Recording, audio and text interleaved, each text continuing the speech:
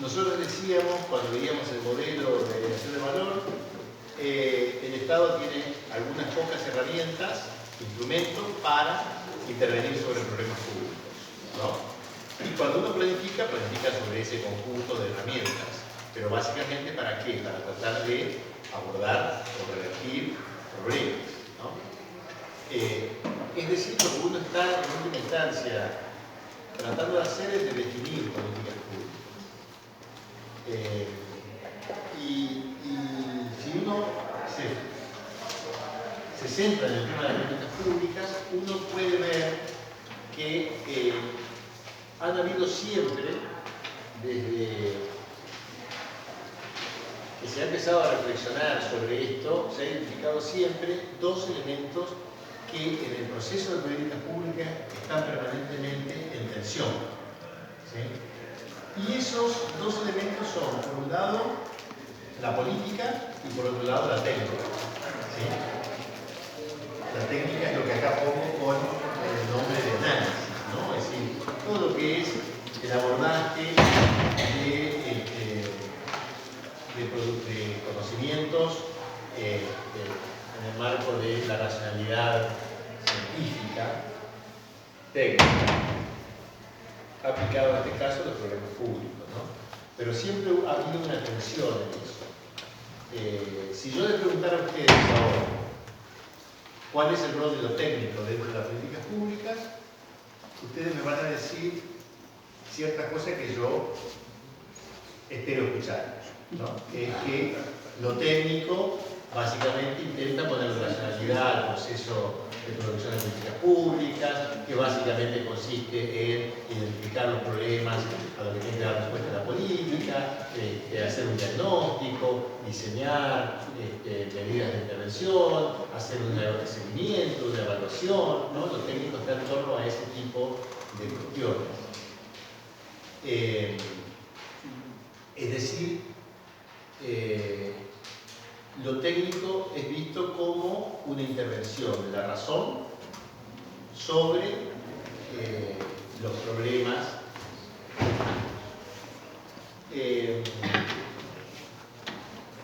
Hay sobre esto, hago una referencia muy breve, dos grandes corrientes que han estado en tensión desde que surgieron como corrientes de pensamiento sobre las políticas públicas, que básicamente fue el siglo pasado, ¿sí? Después de la Segunda Guerra Mundial. Aunque en realidad la dicotomía entre administración y política ya es de principio del siglo y la propuso Wilson, que fue el creador de la reflexión sobre la administración pública, por decirlo de alguna manera. Y él ya lo hacía hacía la distinción como prevención en relación al elemento político, ¿no? Él decía, si yo voy a hablar de la ciencia de la administración pública, tengo que poder recortar aquello que tiene cierta regularidad y sobre lo que yo puedo reflexionar y hacer algún tipo de pronóstico. En cambio, lo político es ese agujero negro impredecible que no se sabe qué pasa con eso. Entonces tengo que poder deslindar la administración pública de lo político para poder hacer una ciencia de administración. Bueno, el racionalismo, que es una corriente de pensamiento sobre las políticas públicas que surge por allá, por la década de 50, básicamente tiene esa concepción de la respuesta que yo supongo que ustedes me darían a mí ante la pregunta ¿cuál es el rol de la técnica en el proceso de producción de políticas públicas? El racionalismo propone que lo técnico tiene que imperar, que comandar el proceso de producción de políticas públicas y que ese proceso puede ser organizado en etapas claras y distintas. Y básicamente esas etapas son tres. Está por un lado la etapa de diseño o de formulación de la política, está por otro lado la etapa de implementación de la política y en tercer lugar la etapa de evaluación de la política pública. Es un poco como la primera formulación del ABC del ciclo de política. Y esas etapas son claramente diferenciables para el racionalismo. Y es más, son llevadas a cabo por grupos de técnicos diferentes. Están quienes diseñan la política, están quienes implementan la política y están quienes evalúan la política. Y dentro de cada una de esas etapas también hay secuencias o pasos claramente organizados. Por ejemplo, el diseño de la política empieza por el paso número 1 que da lugar a el surgimiento de la política pública, que es la identificación del o los problemas a los que debe dar respuesta la política pública. Luego de eso, ¿qué viene? Una investigación diagnóstica. ¿Sí? Y luego del diagnóstico, ¿qué viene? Bueno, viene una formulación de objetivos. ¿Qué quiero modificar de esa situación? La postulación de líneas de acción, de actividades, ¿no? El diseño de una política. Eso es lo que ha propuesto, entre otros, Laswell, que es uno de los autores paradigmáticos del racionalismo americano en políticas públicas. Bueno, esto uno lo puede cuestionar de distintos modos y básicamente lo puede cuestionar a partir de la experiencia histórica. Ustedes se acuerdan de la anécdota personal mía sobre el tema del Río Negro en Resistencia, ¿no? Cuando lo que yo decía ahí es que bárbaro. Ya la identificación del problema que tiene que dar respuesta a la política, que uno la puede hacer en el escritorio, mi hermano, como técnico de saneamiento ambiental, en realidad cuando uno da uno o dos pasos para tratar de definirlo, ¿qué surgen? Surgen los conflictos. Surgen los actores, surgen los intereses, surgen los conflictos. O sea, en realidad, la política pública se lleva adelante en un contexto con un telón de fondo que es el conflicto político, o político en el sentido más amplio, ¿no? Entonces, en realidad, hay una pugna ya por el primer paso de la primera etapa que define el ASUE. Ya hay una disputa por cuál es el problema al que debe dar respuesta a la política pública.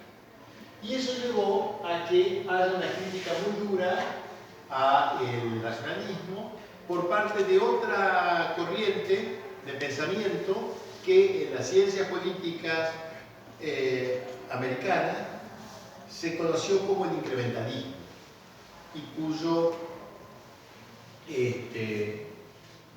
autor paradigmático es Charles Lindbergh, que escribió en la misma época que Laswell, un par de décadas después, digamos, criticando las posturas del racionalismo.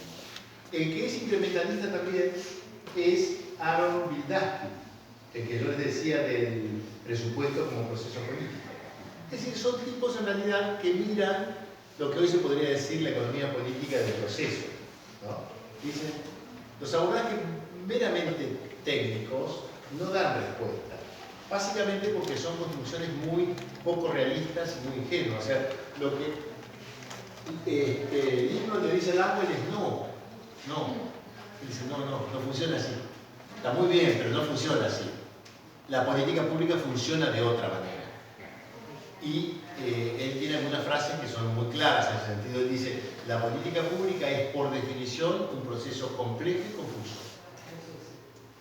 Por definición es un proceso complejo y confuso. Por lo tanto, no es abordable de manera técnica solamente. ¿Y por qué es complejo y confuso? Bueno, es complejo y confuso básicamente porque participan múltiples actores. No es que existe una administración pública que por la autoridad que le da, de la que está investida por la delegación del Ejecutivo, que está fundamentada en el voto popular, puede diseñar políticas e implementarlas. No. En realidad, lo que sucede en un proceso de políticas públicas es que aparecen múltiples actores que están directa o indirectamente involucrados con la política pública, con los problemas, que tienen sus propios intereses, que se paran o que están parados en determinados puntos del espacio social y que discuten y pugnan. Entonces él dice, no funciona la política pública por etapas. Es más, una de las cosas que la hace compleja y confusa es que esas etapas que conceptualmente se puede distinguir, que conceptualmente distingue Laswell, en realidad se solapan permanentemente. Es decir, el diseño se solapa con la implementación, con la evaluación. Muchas veces las políticas ni siquiera surgen porque se identificó un problema, sino que surgen por oportunidades que aparecen en algún momento, por conveniencia, ¿no? Hay no lo voy a decir porque después me preguntan y no me acuerdo.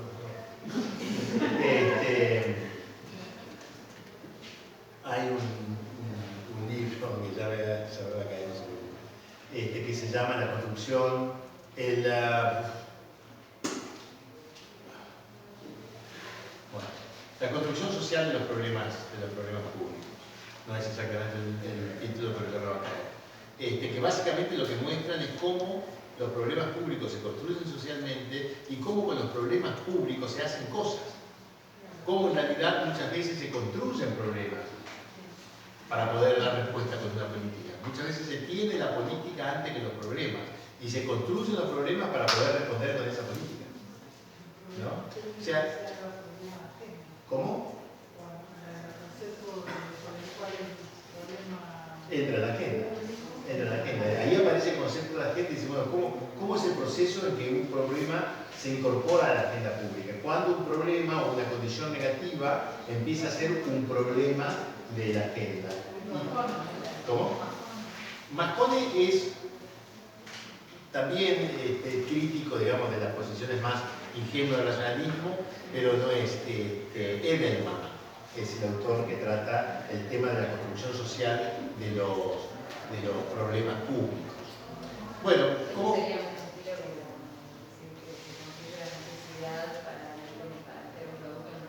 Sí, es una mirada constructivista. Lo que dice es, los problemas no están ahí. No están ahí para que vengan técnicos a descubrirlos, sino que los problemas son construcciones sociales. ¿Sí? Edelman, el constructivismo. Yo le voy a subir el texto que se llama La construcción social de los problemas públicos, que está muy bueno.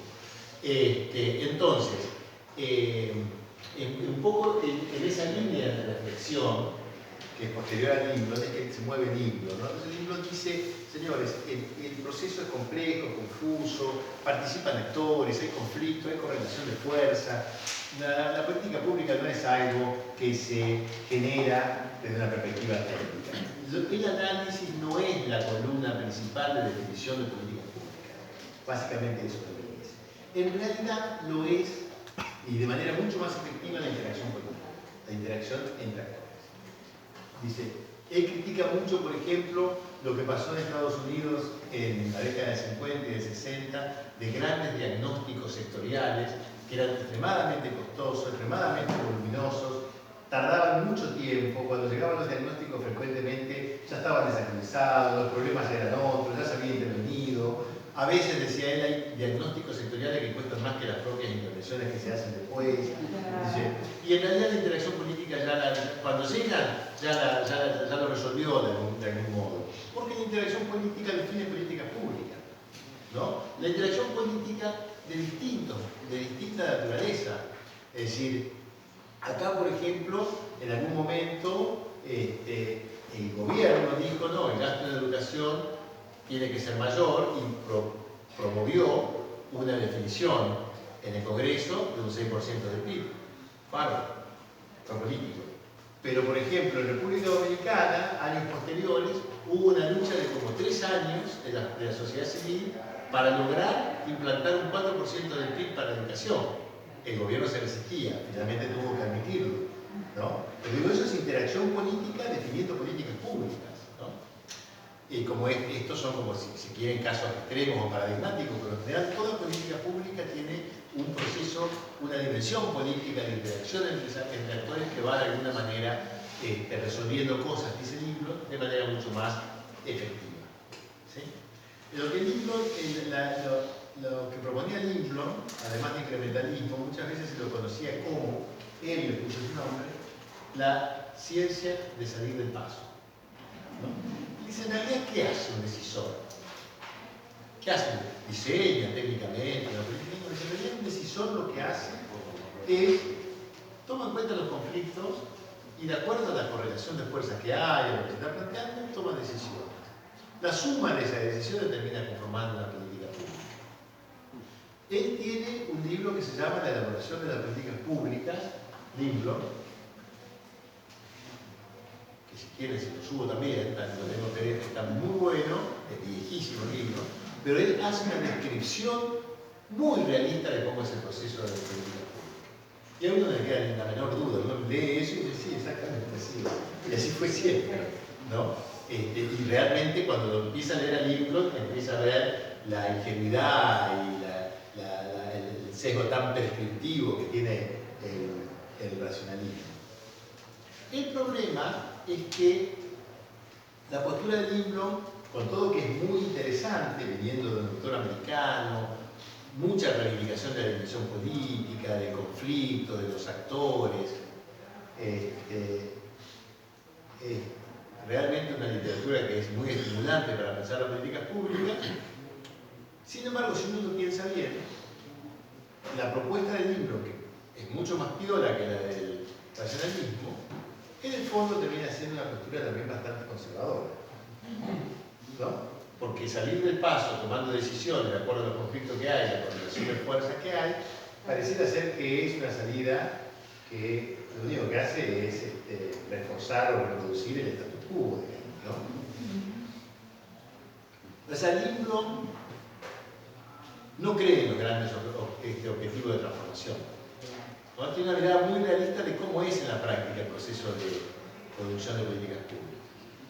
Ojo, él dentro de los politólogos de esa época en Estados Unidos no era un tipo conservador, era más bien un liberal, digamos, un tipo que incluso cuestionaba mucho el poder económico, ¿no? Él tiene un texto sobre el poder del capital y él dice, bueno, los empresarios son los únicos que en la sociedad capitalista votan dos veces, votan con el documento y votan con el poder económico, ¿no? O sea, él era de los que promovían una mirada crítica sobre los actores que tenían más peso en la definición de las cosas. Pero la verdad es que a fuerza de ser tan realista, su posicionamiento devenía en un posicionamiento bastante conservador en cuanto a las posibilidades de cambio, ¿no? Entonces, si uno lo mira en términos de planificación, uno podría decir que el racionalismo, primero esto, lo bueno de la presentación, no es que el libro negara el análisis, lo técnico, no es que negaba lo técnico, que decía todo es interacción política. Lo que él decía es, lo técnico, en el proceso de producción de políticas públicas, tiene un rol diferente. O sea, no es que la política se define desde una perspectiva técnica, se define por la interacción política. Pero el análisis, lo técnico, el conocimiento técnico, lo que hace es reforzar el rol de cada actor que interviene en esa interacción política, en esa puja política. O sea, cada actor concurre a la puja munido de sus propios análisis. Y con ese análisis, ¿cuál es el rol de lo técnico? Dice es convencer al otro, neutralizar actores, concitar alianzas, ¿no? O incluso ejercer un control social respecto del gobierno. O sea, cuando uno ve los debates televisivos sobre políticas y ve a los distintos actores, ve a los técnicos de, no sé, de la CTA, de ATE, discutiendo con el otro, cada uno con sus análisis, sus argumentos, sus datos duros, en realidad es la técnica puesta al servicio de la interacción política, puesta al servicio del fortalecimiento de los actores que participan en esa puja, ¿no? Entonces él dice, ese es el rol de la técnica. La técnica lo que hace es eso, es fortalecer a los actores, concitar alianzas, neutralizar. Bien, si uno lo mira en términos de planificación, uno podría decir la planificación que supone el racionalismo es la planificación clásica, tradicional, ¿no? Que sus críticos la han llamado planificación normativa. O sea, una planificación que no se hace cargo de la complejidad que tiene el proceso, no se hace cargo de cuestiones muy básicas como es la viabilidad de lo que se planifica, el campo de gobernabilidad en la que se implementan esas políticas, ¿no? Una planificación que básicamente postula un deber ser, ¿sí? Si uno tuviera que decir qué tipo de planificación supone el incrementalismo, uno diría que, por ser generosos, le podríamos poner que supone una postura de planificación mínima. O sea, yo solamente puedo planificar en corto plazo. cómo vérmela con los actores, pero no una planificación de mediano a largo plazo. En realidad, Lincoln era realmente refractario al concepto de planificación. Bueno,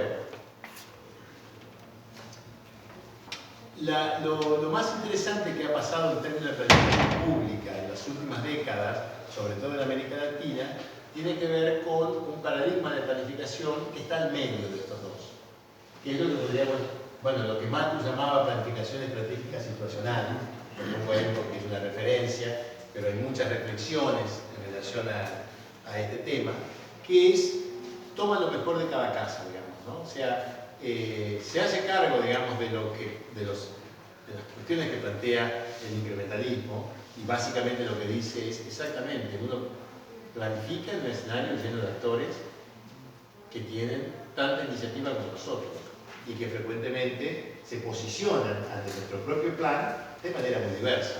Y entonces pueden posicionarse de manera contraria a nuestro plan. Por lo tanto, la planificación tiene que tomar en cuenta los actores, tiene que tomar en cuenta sus intereses, tiene que tomar en cuenta los conflictos, hay que planificar desde esa perspectiva, pero no renuncia a los objetivos de largo plazo, los objetivos de transformación de largo plazo, como lo planteaba la planificación normativa tradicional. O sea, sigue creyendo en una función, en una dimensión normativa, propositiva, prescriptiva de la planificación en el largo plazo, pero propone una manera de lidiar con el corto y mediano plazo, teniendo en cuenta los distintos actores y sus conflictos. Eso es lo que se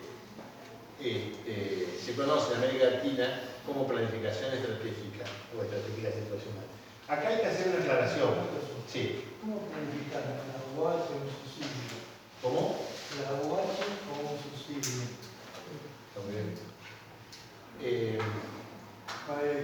¿Es normativa o es no, porque está bien la pregunta. A ver, la planificación estratégica situacional, la planificación pública de carácter estratégico, no niega la dimensión normativa. Que va en la dimensión normativa. Lo que hace es agregar un tipo de reflexión y de cálculo estratégico en torno a las condiciones de implementación de las políticas. Sí. Que además el tema es el reconocimiento del otro. Es decir, es normativa en la medida que se plantea un deber ser. Pero al mismo tiempo, con el cálculo de los actores, sabe que cada uno de los actores tiene diferentes perspectivas y por lo tanto su planificación tiene que tomar en cuenta al otro. Y la principal característica, diría yo, de la planificación situacional es que reconoce la existencia del otro incorporado dentro de la sociedad como factor de conflictividad y de diferentes percepciones de la realidad. Ahora, en este caso, perdón que diga una cosa, yo creo que eso ya se va al tema de programas y proyectos. Se llaman planes, pero en realidad no son planes, sino son proyectos o medidas de gobierno, que están mucho más abajo de la planificación, ¿cierto? Digo, me parece que es así. Sí, pero la pregunta es válida igual. Sí. Tiene un carácter normativo, tiene un carácter... ¿Se ha hecho un análisis situacional en torno a eso? Es una buena pregunta. ¿Sí? Parte del deber ser no es eterno, ¿no? O sea, puede perder vigencia. Obviamente. Obviamente el deber ser es una construcción que... Sí. O sea, ahí plantea más la sensación de que eso fue más la UH como pensada a largo plazo, pero teniendo en cuenta de solucionar cosas de corto plazo para hacer los factores y así mantener un balance. Pero como es garantizar un derecho, la UH parece que es más pensada, bueno, hacemos esto sabiendo que va a tener implicancias negativas, pero lo balanceamos con otra cosa que... Ahora, vos utilizar un conocimiento, la UH, esa semejanza de lo que es el nórdico. O... Bueno, hago un comentario. Sí, perdón. Sí.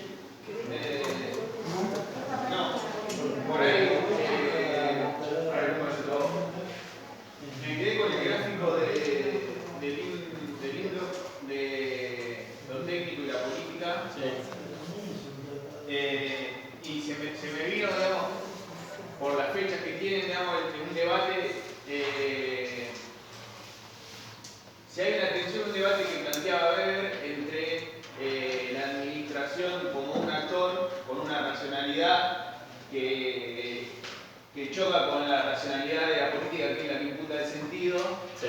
o Lindenbaum ve ese espacio grande que decía política, no solamente como lo que imputa sentido, sino como los poderes reales de la sociedad externa a la administración, no solamente como la conducción política con el aparato burocrático. Eso se había un debate previo a lo situacional.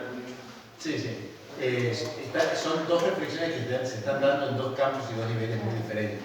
La de Weber, de la de estos tipos que hacen una reflexión muy práctica sobre los procesos, ¿no? En realidad, Weber está haciendo, si se quiere, una gran advertencia respecto del peso que tenía el cuadro técnico respecto del proceso político. Él está diciendo, digo, uno asocia a Weber a la propuesta de la buena burocracia, digamos, ¿no? Pero en realidad él está diciendo, cuidado con el cuadro técnico, porque el cuadro técnico va a tener un poder que es capaz de comerse la política. No obstante, para hacer esa reflexión, lo que sí hace es una diferenciación bastante tajante entre la política y el cuadro técnico, ¿no? Y en ese sentido es muy parecido a lo que hace Wilson cuando diferencia administración y política. O sea, si uno, bueno, en realidad Lindblom, muy práctico, porque cuando lean el libro se van a dar cuenta de que está trabajando sobre casos de política, analizando procesos, cómo son, generaliza, pero está muy pegado a los procesos de política pública. En realidad Lindblom tiene una cuestión interesante, que es que ve casi todo como un proceso político, ¿no? ¿Qué tiene de interesante eso para mí? Que hace un análisis mucho más orgánico de cómo lo técnico juega dentro de la interacción política, de menos división, digamos, ¿no? Y Vildasky hace lo mismo. Yo creo que eso es lo más vital que tiene el pensamiento de estos tipos, incrementalistas, muy pragmáticos, ¿no? Obviamente son tipos muy realistas, por lo tanto, básicamente hay un supuesto por detrás de eso, que es lo que me están diciendo, es lo que hay, ¿no? Pero en ese es lo que hay algo muy interesante en el abordaje. Pero todo lo que yo estoy diciendo de esta regambre más americana del pensamiento sobre las políticas públicas y sobre el presupuesto, es que el plano del análisis está mucho más vasto, ni siquiera se están planteando el tema del Estado, que era el campo de reflexión de Weber, ni lo conceptualizan casi. Es más, para todos estos tipos, gobierno de Estado es lo mismo, ¿no? Sí, pero voy a quiero decir algo sobre, tenemos poco tiempo, entonces yo voy a ser un poco bruto en mi concepto. Espero que no se me enoje Osorio. ¿Qué es esto? Porque me parece interesante la pregunta. Sí, es cierto, está en un nivel, es una medida de política, no es la política, pero es una medida ¿fue tomada? ¿Cómo fue tomada? ¿Una medida de corte tecnocrático, normativo? ¿Fue pensado estratégicamente? ¿Tuvo un cálculo de ese tipo o no? Tuvo todo. Y ahí, a mí, yo quiero decir lo siguiente. Perdón, quiero decir lo siguiente. Marcus, que es un genio de la planificación y lo queremos muchísimo, y yo aprendí muchísimo de su mano, en realidad es como un gran racionalista. Es como un hiperracionalista, ¿no? Él dice, bueno, los racionalistas no reflexionaban sobre las condiciones de implementación y sobre eso, ahora vamos a reflexionar sobre eso y vamos a racionalizarlo y vamos a tener métodos para preverlo. O sea, es como un racionalismo llevado al extremo. En cambio, a mí me parece que el análisis está bueno hacerlo en los procesos reales. ¿Qué pasó realmente? No todo el mundo ve que las cosas vienen mezcladas, ¿no? Porque no podemos decir que el kirchnerismo haya sido racionalista, ¿no? Más bien parece haber tenido un comportamiento de tipo por acá, por el medio, digamos, ¿no? Con grandes objetivos de largo plazo, ¿no? Y con un manejo muy virtuoso en muchos casos, de manejo de corto plazo y de la coyuntura. Surfeando, claro, marcando, ¿no? Con mucho, ¿no? Por eso, yo le recuerdo, estás filmando todavía, ¿no? La cortamos. Yo tuve la posibilidad conocí un ministro de Néstor Kirchner, que él contaba que Néstor Kirchner le decía, lo palmeaba y decía, vos no planifiques, decía. Vos tenés que saber dónde querés llegar y asegúrate que todos los días vas dando un pasito para ahí. No planifiques. Entonces, ¿qué es esto de no planifiques en el líder de un proyecto que pone al Estado en el centro? Es medio raro, ¿no? En realidad, lo que había era un concepto diferente de planificación, o ni lo llamaba planificación, pero de cómo había que operar, ¿no? Y en ese proceso hay buenas y malas. Entonces, si ustedes me dicen, por ejemplo, ¿qué fue la medida de la 125? Y uno mira la resolución firmada por Gusto y es una pieza de medida tecnocrática. No hay casi argumentación y lo central de esa resolución, de la 125, es la fórmula del Gusto para calcular las móviles. ¿Y qué pasó después? Vino un conflicto de carácter. No, pareciera ser que lo hubo ahí.